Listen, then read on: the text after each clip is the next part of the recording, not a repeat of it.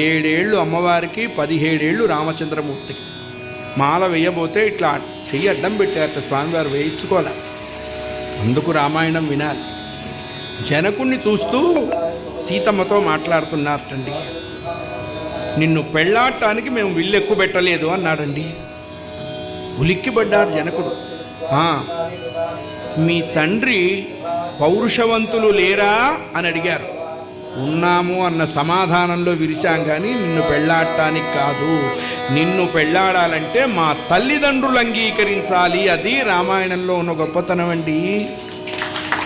తల్లిదండ్రులు ఒప్పుకోవాలి. అందుకే వివాహం ఒక్కటి పెద్దల నిశ్చయానికి వదిలేసేయాలి. అక్కడ మనం సొంత తెలివితేటలు తీసుకోకూడదు.